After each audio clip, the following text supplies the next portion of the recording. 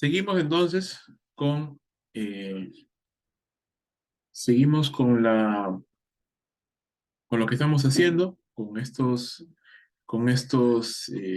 pasos. El primero era la observación y la idea de la observación era poder encontrar la estructura. Y eso se nos ha pasado, así que vamos a hacerlo acá. El bosquejo del texto, antes de poder seguir. El bosquejo del texto. Y la estructura es sencilla en parte, ¿no? En primer lugar, tenemos el mensaje de Dios a Israel, ¿sí? El mensaje de Dios a Israel, y el segundo es el mensaje de Dios a Ezequiel, ¿no? Son dos puntos bastante sencillos.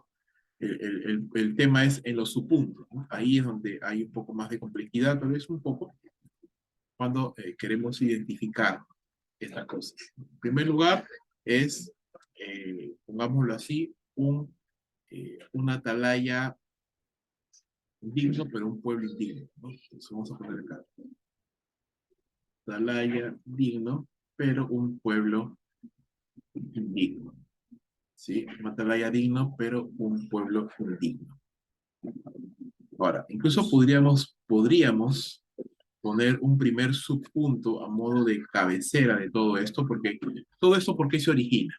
Se origina por esta frase: si yo traigo una espada sobre un país, y sería una muy buena pregunta hacernos, ¿por qué Dios trae espada sobre un país? ¿Por qué Dios permite esa situación en un país determinado? Entonces, vamos a ver acá. Sabemos que en el Antiguo Testamento básicamente era una señal de juicio de Dios por causa del pecado. Entonces, vamos a poner aquí como un primer subpunto el juicio divino por causa del pecado. ¿Ya? Eso es importante tenerlo en cuenta. ¿Ya? Importante tenerlo en cuenta. Un atalaya digno, pero un pueblo indigno, ¿no? Eso es el primer caso. Es verso número 3 hasta el 5. Y el tercer subpunto es al revés: un atalaya indigno y un pueblo desprevenido. Claro, porque le toman desprevenido, ¿no? No sabían, no pudieron ser advertidos. Mientras que el segundo punto, ¿sí? Vamos a ver acá. El segundo punto es, en primer lugar, el llamado, ¿no? El primer punto sería el llamado de Dios a Ezequiel. De Dios a Ezequiel como centinela, como atalaya. Ese es el verso número 7. El primer subpunto, hay dos, ¿no? Igual, como en el primer punto. Vamos a poner acá: ¿qué pasa cuando Ezequiel cumple su función? No, al revés. Ezequiel no cumple, ¿no? Dice: cuando diga yo le impío ciertamente morirás, pero tú no hablas, ¿no? Tú no adviertes. Entonces, eh, Ezequiel falla en su responsabilidad como atalaya, ¿no? Ese es el verso número 8. Y el tercer subpunto es cuando Ezequiel cumple en su responsabilidad como atalaya, ¿no? Versículo 9. Y eso sería básicamente el bosquejo de este texto. Entonces, eso es lo que nosotros obtenemos en nuestra observación. El principio eterno, como les decía, es el principio de la responsabilidad del pueblo sobre lo que escucha, responsabilidad de la atalaya de compartir lo que Dios le está diciendo. Entonces, hay una responsabilidad y cada uno debe ser responsable. Tan responsable es el atalaya por advertir, por ser fiel, por compartir, como también el pueblo al escuchar, obedecer, ¿no? Oír la advertencia y obedecer. Entonces, hay una responsabilidad allí en ambos casos. Luego, vamos a pasar a la etapa o a a la parte final, la parte de la aplicación, y queremos primero pensar en nuestra audiencia. Y bueno, este pasaje se presta realmente para varios tipos de audiencia, es decir, pudiera ser predicado, por ejemplo, a un grupo de estudiantes de seminario, a pastores, a líderes, porque habla acerca de la responsabilidad, de la fidelidad que los siervos del Señor deben de tener al momento de compartir la palabra, al momento de advertir, de exhortar, de aconsejar, de reconvenir a los creyentes con la palabra. Entonces, eso es una responsabilidad que no podemos obviar.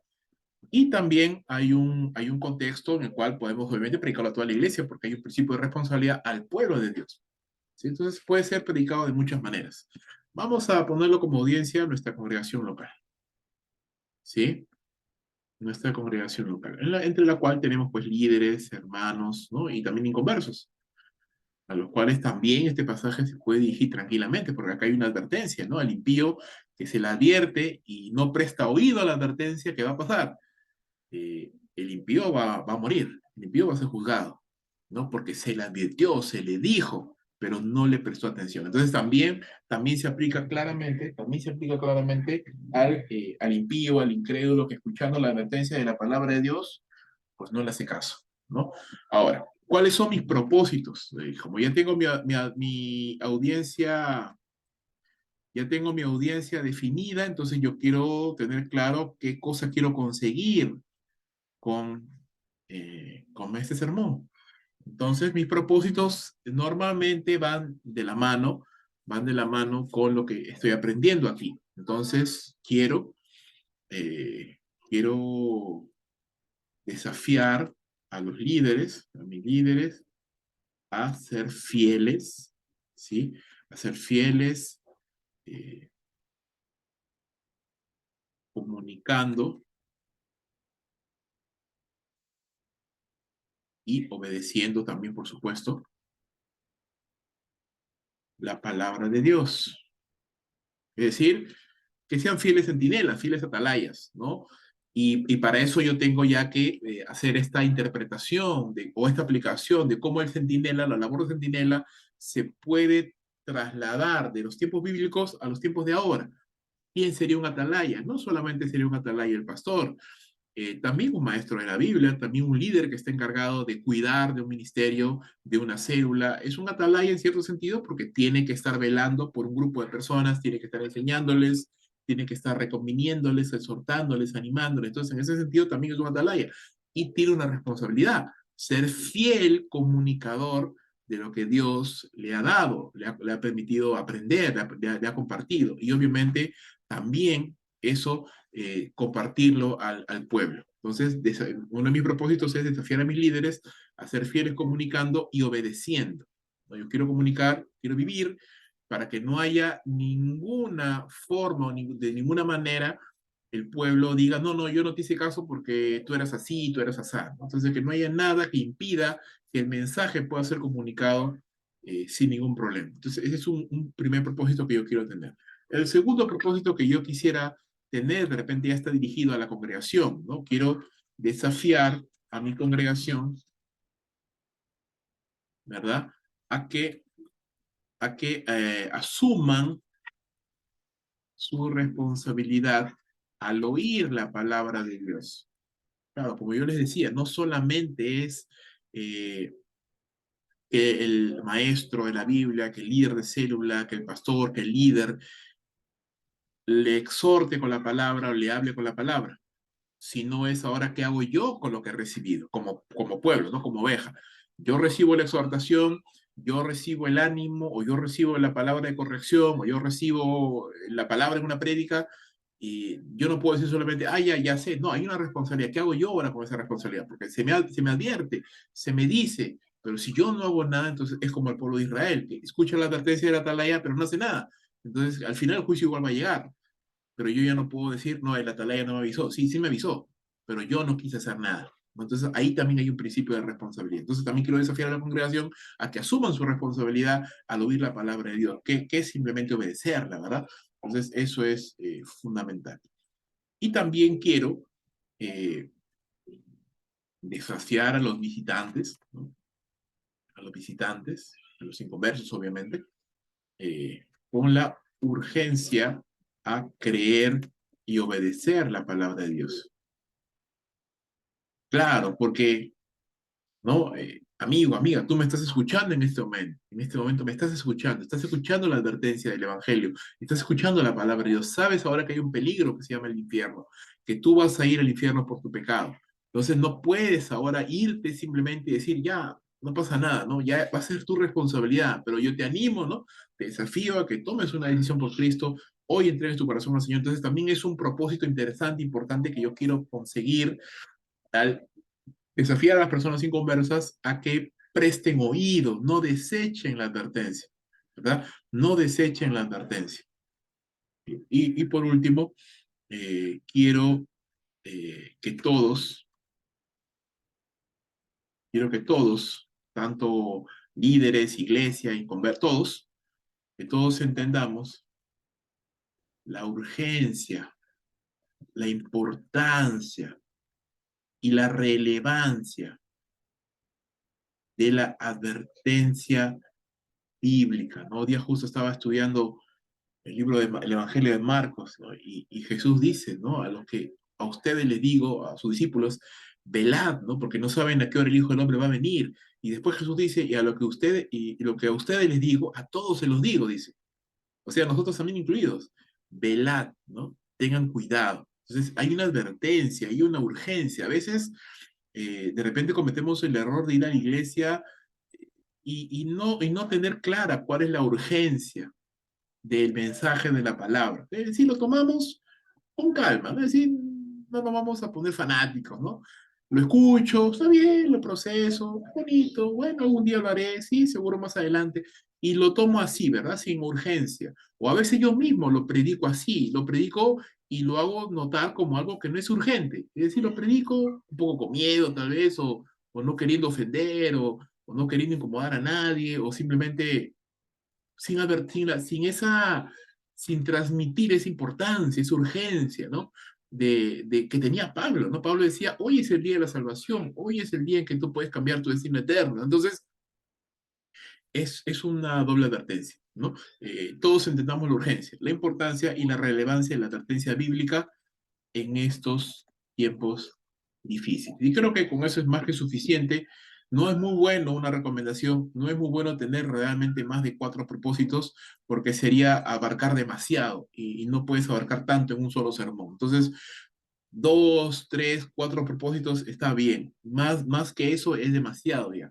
Y sería abarcar demasiado. Y no es bueno abarcar demasiado en un sermón porque abres demasiado y como alguien dice por ahí, ¿no? El que mucho abarca, poco aprieta al final, no llegas al punto. Entonces, esos son los propósitos y todos están, como ustedes lo pueden ver, todos van en línea con el principio, todos van en línea como lo que hemos encontrado en este pasaje. Entonces, esa es la idea, ¿no? Queremos tener propósitos que no estén en línea, pues, con lo que estamos diciendo, ¿no? Tienen que estar en la línea. Y no terminamos todavía. El título del sermón y el bosquejo de nuestro sermón. Listo. Entonces, vamos a pensar aquí en un título llamativo, interesante, que capture la atención de lo que estamos hablando. Entonces, estamos hablando de responsabilidad, estamos hablando de la atalaya, de todo esto. Entonces, ¿cómo podemos ponerle? Presta atención a la advertencia, ser responsable de lo que oyes. Bueno, hay muchos, muchos títulos que podríamos poner. Vamos a solamente proponer este, pero seguramente se puede mejorar. Pero vamos a ponerlo ahí, ¿ya? Presta atención a la advertencia. Y el bosquejo de nuestro sermón tiene que estar en línea, por supuesto, con el bosquejo del texto, pero no es el bosquejo del texto, pero igual vamos a copiarlo acá para poder tener el modelo aquí. Pero como siempre les digo, no es exactamente igual, no debe ser exactamente igual, ¿ya? No debe ser exactamente igual, solo lo pongo ahí para poder tenerlo como el modelo.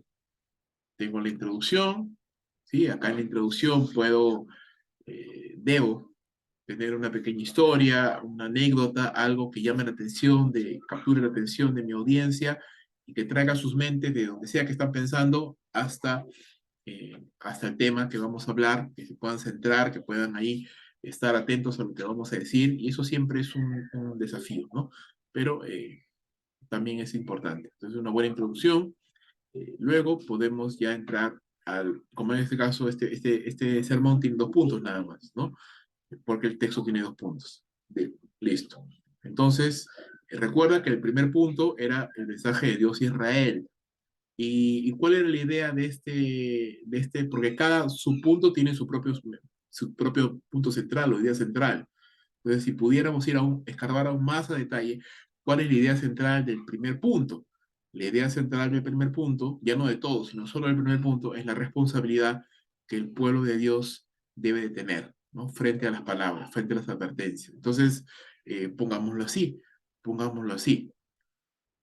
Eh, Creyente, por ejemplo, pongámoslo así, voy a proponer esto y, como le digo, siempre se puede mejorar, pero eh, creyente presta atención y obviamente tiene que estar en línea con el título, ¿no? Porque imagínate que pones un título y tus puntos hablan de otra cosa, ¿no? No tiene mucho sentido. Entonces, creyente presta atención a la advertencia. Segundo punto, líder,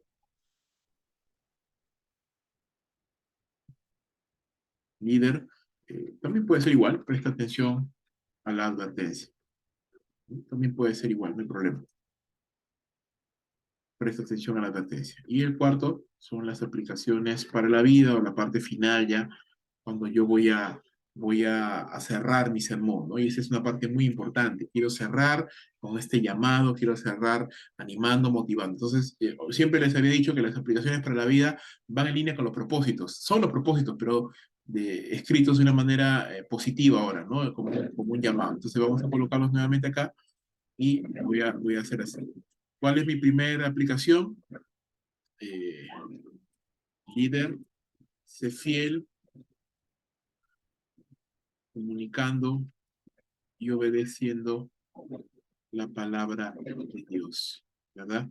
Eh, el líder no es mejor líder por su carisma o por sus habilidades, sino porque sea más fiel a la palabra. Por supuesto que el carisma es importante, sí, es importante. Las habilidades de liderazgo son importantes, claro que sí.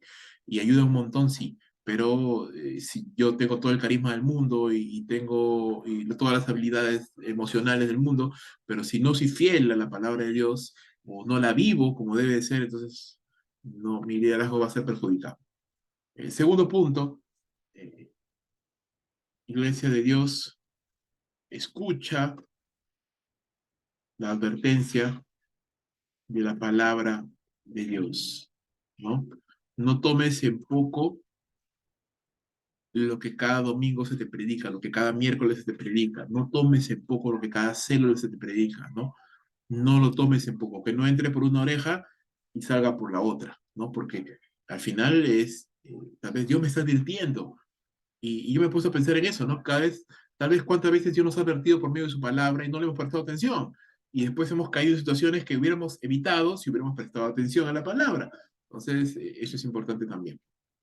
Tercero, amigo, ¿no? Amigo, amiga, escucha la advertencia del Evangelio, ¿verdad? Cree en Jesús y se salva. Cree en Jesús y eso, eso ya se coloca en el desarrollo. Y el cuarto,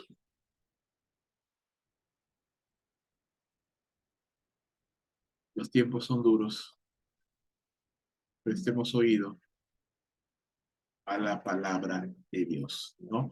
Como dice el libro de Santiago, no seamos oidores olvidadizos, ¿no? No seamos oidores olvidadizos, que se escuchan y se olvidan. Ahora, como los subpuntos de los primeros puntos, tenemos también que desarrollar. Creyente, presta atención a la advertencia. El pecado no confesado y no arrepentido será juzgado. Recuerda que en Ezequiel está hablando en términos corporativos, es decir, Dios va a juzgar a toda una nación por su pecado. Y es cierto, pero aquí estamos hablando del creyente, de la responsabilidad personal, entonces lo aplicamos, por eso es aplicación, lo aplicamos al creyente de manera personal. El pecado no confesado, no arrepentido, será juzgado. Ahora, acá hay que tener la salvedad de que cuando decimos que será juzgado, no nos estamos refiriendo a un juicio para condenación, obviamente, porque ya sabemos y tenemos todo un bagaje de conocimiento doctrinal, ¿no? Y esto hay que entenderlo porque no puedo interpretar ni predicar Ezequiel desconectado de la doctrina, desconectado de donde ocupa su lugar dentro de todo el programa de redención, dentro de todo el panorama. Entonces, si bien es cierto, es un libro profético, es un libro del Antiguo Testamento y obviamente tiene limitaciones en el sentido de que no estaba todavía toda la luz de Dios revelada, ahora sí. Entonces yo tengo que interpretar el libro de Ezequiel a la luz del Nuevo Testamento. Entonces yo no puedo decir, creyente, arrepiéntete porque Dios te va a juzgar y vas a ir al infierno. No, pues eso no tiene sentido, eso es una enseñanza equivocada, ¿no? En ese momento sí, habla de juicio, habla de perderse, ¿no? Porque, recuerda, todavía no estaba la luz completa, pero ahora lo tenemos que interpretar a la luz de toda la revelación. En ese sentido, entonces el creyente tiene que confesar su pecado, tiene que arrepentirse, porque si no va a ser juzgado, va a ser castigado, ¿no? Va a ser disciplinado por el Señor. Entonces, eso es una enseñanza ya aplicada, ¿no? Aplicada. Nunca debemos, sobre todo en textos del Antiguo Testamento, nunca debemos interpretarlos desconectados de la doctrina general, de todo el panorama. Segundo, eh, recuerda, era un atalaya digno, pero un pueblo indigno, ¿no? Aquí el atalaya cumplía su función, advertía, pero era el pueblo el que no oía. Y como estamos hablando a los creyentes, al pueblo, entonces no seas tardo para oír, ¿verdad? O si quieres ponle, presta atención a la advertencia, ¿no? Recuerda que ese caso está hablando acerca del atalaya que sí cumple la función, es decir, si quieres ponerlo en ese sentido, el pastor que sí predica la palabra fielmente, el líder que sí te está predicando la palabra fielmente, el hermano que está dirigiendo la célula, que fielmente te está hablando, te está exhortando, te está animando. Entonces, ellos están cumpliendo su función. Soy yo ahora el que, habiendo escuchado la palabra, yo tengo que prestar atención, yo tengo que obedecer. Entonces, ese es el punto ahí. Y el segundo es un atalaya indigno, pero un pueblo desprevenido. Y un pueblo desprevenido, perdón. Entonces, ese es el segundo punto. Es decir, el atalaya, bueno, en este caso ya aplicado, el pastor, el líder, el anciano, el maestro que no me está advirtiendo, no está siendo fiel en advertirme la palabra de Dios. ¿Qué debería hacer yo? ¿Verdad? ¿Qué debería hacer yo? Dos cosas, ¿verdad? Una es yo tengo que tener mi propia devoción personal con el Señor, es decir, yo no puedo depender completamente de lo que escuche el domingo, yo tengo que buscar al Señor de manera personal, pero también podemos pensar en los casos de hermanos que se encuentran en iglesias donde no se les enseña la palabra de Dios correctamente. Y muchas personas, y he visto muchos casos de esos, que están en iglesias que saben que están mal, pero siguen ahí, no se van. Por una falsa, no falsa, pero una equivocada sensación de lealtad, no, ¿cómo voy a dejar mi iglesia? ¿Cómo voy a dejar a mi pastor? No, hermano, ¿cómo es eso? Vela por tu vida, ¿no? ¿Qué haces en un lugar donde no te predican correctamente? ¿Qué haces en un lugar donde el que está liderando, los que están dirigiendo, no son fieles al Señor? Vuela, arranca, corre, sal de ahí, ¿no? Entonces, ese también se puede aplicar así. Entonces, podemos ponerlo acá. El pecado no confesado y no arrepentido será juzgado, no seas tardo para oír. Y el tercer punto sería ser responsable de tu vida espiritual, ¿no? Ser responsable de tu vida espiritual. Y eso involucra ser responsable del lugar donde yo estoy congregando, donde yo me estoy alimentando, ¿no? Yo no puedo estar en un lugar donde no soy alimentado con la palabra de Dios. ¿Qué hago ahí? O sea, ¿qué hago ahí? Y como subpuntos del segundo punto, eso está dirigido a los líderes más, sobre todo, estamos pensando aquí en, dice, el llamado de Dios a Ezequiel como atalaya. Claro, ese era en el texto, pero estamos hablando ahora el llamado de Dios a tu vida, ¿no? Estamos hablando de los líderes, a los hermanos que están dirigiendo, a los hermanos que están presidiendo en alguna circunstancia, cédula, ministerio, la iglesia, qué sé yo. Hay un llamado, hay una responsabilidad. Como le decía, cuando estábamos observando el texto, una cosa es que yo tenga la responsabilidad de atalaya sobre una nación, cuidar la seguridad física de una nación. Otra cosa es cuando Dios dice, yo te he puesto a ti por atalaya. Es otra cosa, ese es otro peso de responsabilidad. Dios mismo me está escogiendo, no es que el pueblo me escogió, Dios mismo me está escogiendo para cuidar, ¿no? Para ser atalaya del pueblo de Dios. Entonces hay un peso mayor de responsabilidad y hay una tarea que tengo que cumplir. cuidar del pueblo de Dios, sobre todo en la predicación de la palabra, en una buena alimentación de la palabra de Dios. Entonces, una de las principales funciones del líder, en este caso, del que está dirigiendo un grupo de personas, es estar preparado en la palabra de Dios, porque no quiero encontrarme alimentando incorrectamente al pueblo de Dios, por prejuicios míos, por falta de capacitación, por otros temas. Perdón. Entonces, eso es parte del llamado de Dios a mi vida. Entonces, eso es muy importante. El segundo subpunto sería, aquí dice, Ezequiel falla en su responsabilidad como atalaya. ¿Qué pasaría, no? Entonces, si Ezequiel no advierte al impío, el impío va a morir, dice igual, pero yo demandaré su vida de tu mano. Entonces, hay una demanda, ¿no? Hay una demanda de Dios a la vida del líder para ser, para ser fiel, para ser fiel, ¿no? Hay una demanda.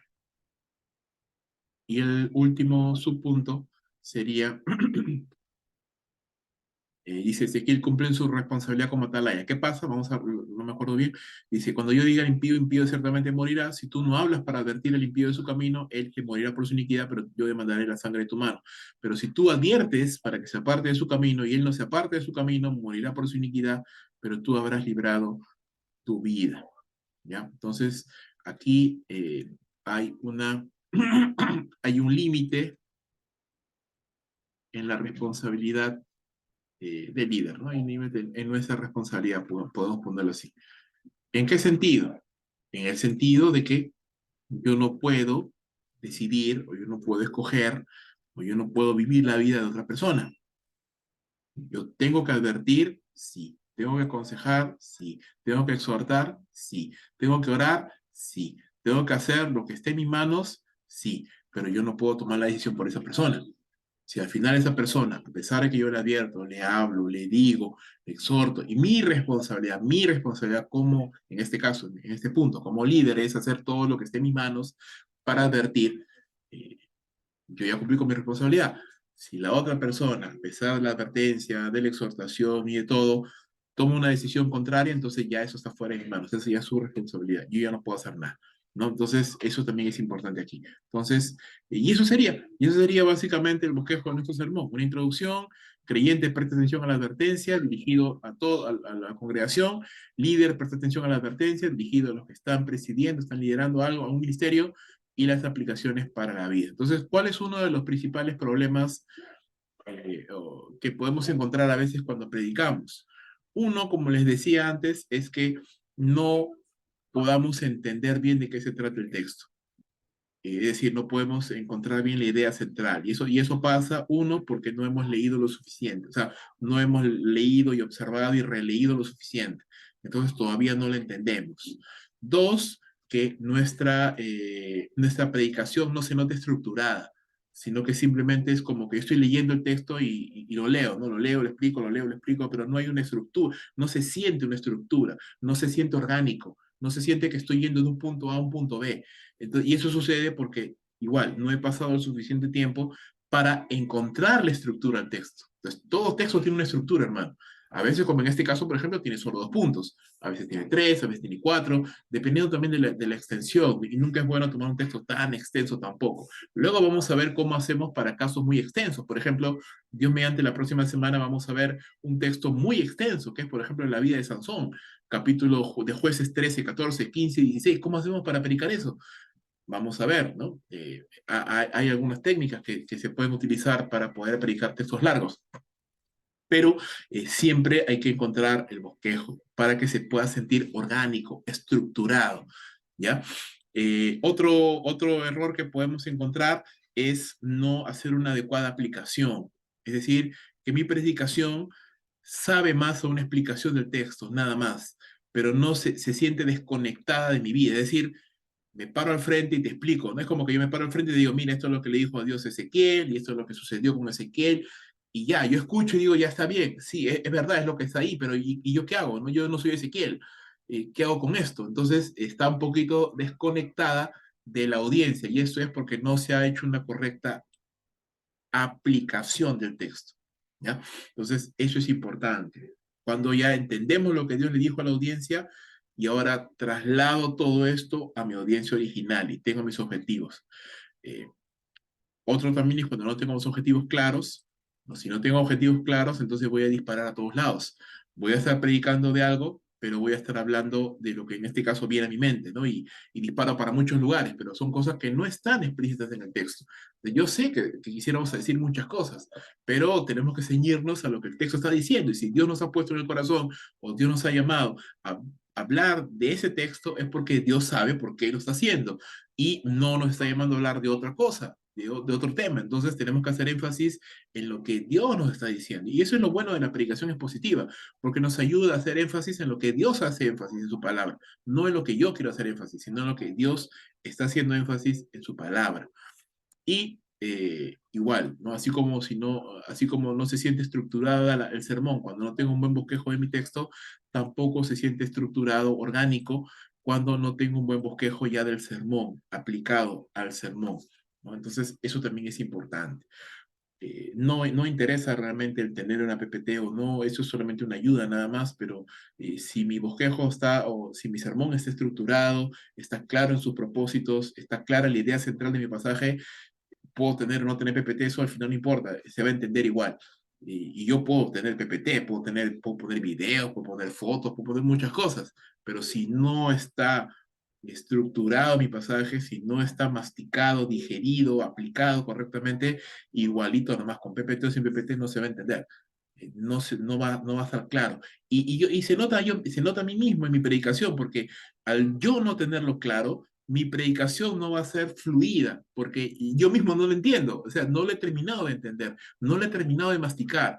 Entonces, hay momentos en los cuales voy a fluir, porque es un punto más sencillo, pero luego cuando ya encuentro un punto donde yo mismo no lo he resuelto, me voy a trabar se nota que no lo entiendo, ¿no? Y voy a divagar o voy a volver sobre la misma idea. Y eso también es importante, hermanos, también algo importante cuando estamos predicando. ¿Es bueno recapitular los puntos? Sí. ¿Es bueno repasar algunos puntos? Claro, porque recuerda, estamos hablando, estamos transmitiendo de manera oral y muchas veces los hermanos no tienen una capacidad de retención fuerte. Entonces, van pasando los minutos y te escuchan y de repente ya se olvidaron el primer punto. Entonces, siempre es bueno recapitular un poquito, pero nunca es bueno abusar de eso, porque si no, nos volvemos redundantes. Es decir, repetimos y repetimos y repetimos 3, 4, 5 veces lo que ya hemos dicho y ya nos desconectamos, ya no se siente ese sentido de avance, ¿no? Que estamos avanzando. Recuerda que el sermón es una progresión. Empiezas bien, o sea, tienes que arrancar bien, vas avanzando en los puntos, a veces haces un pequeño retroceso para recapitular nada más, pero sigues avanzando. El sermón tiene que avanzar desde un punto A hasta un punto final. Y cuando llegas al punto final, es la conclusión, es el cierre de todo lo que tú has dicho. Y el cierre tiene que ser un buen cierre donde motivas, donde desafías, donde invocas, donde exhortas, donde persuades, según pues, ¿no? El tema que estemos tocando. Entonces, y lo cierras, ¿no? Esa es un poquito la idea. Seguramente eso no se va a lograr nadie, creo yo.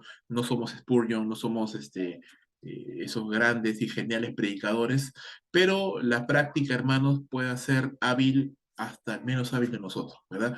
Yo siempre digo a mis alumnos de las clases homiléticas, si yo puedo predicar, hermanos, cualquiera puede predicar. O sea, es cuestión de practicar. Es cuestión de practicar y darle tiempo y empeño y esforzarse, porque al final es el llamado de Dios, hermano, ¿no? Y queremos ser fieles y queremos ser, llamémoslo así, obedientes a eso y tratar de ser lo mejor entonces, posible para el Señor. Entonces, pregúntate, ¿se está entendiendo mi sermón? Y una buena persona que nos puede ayudar es nuestras esposas, ¿no? De repente yo no le voy a preguntar a un hermano porque no quisiera incomodarle, pero a mi esposa sí le voy a preguntar, oye amor, ¿se entendió lo que hablé? ¿En qué me trabé? ¿Qué puedo mejorar? ¿No? Esas son cositas importantes que que podemos tomar para mejorar nuestra predicación y al final ser más eficaces, ¿no? Para lo que Dios nos ha llamado. Entonces, hermanos, esto es el estudio de este pasaje, Ezequiel capítulo 33, versículos 1 al 9, muy bonito pasaje, la verdad, como le decía al inicio, tiene su paralelo en Ezequiel 3, eso es algo que también hay que considerarlo, y también sería muy bueno hacer una búsqueda aquí puede ser en Bible Gateway o una concordancia, las veces que en la Biblia se utiliza el término atalaya, ¿no? Porque claro, están en relación con lo que hemos hablado hoy, pero siempre podemos encontrar algún otro pasaje más que nos ayude a enriquecer la idea, ¿no? Tampoco no es muy bueno inundar de textos nuestro sermón. Sí, los textos podemos usar como apoyo, pero tampoco no tantos, porque al final nos llenamos de mucha información. Entonces no es bueno. Los sermones tienen que ser profundos, sí, pero tratar de ser sencillos, ¿no? No nos paramos en el púlpito para demostrar cuánto sabemos. No nos paramos en el púlpito para demostrar a la gente cuánto hemos averiguado de nuestros sermones. No, nos paramos en el púlpito para compartir lo que creemos que es lo que Dios nos ha dicho, ¿no? Y es para el pueblo de Dios, y es importante, y es urgente. Entonces, si no, Dios no nos habría mandado. Entonces, eso es lo que tenemos que tratar de compartir.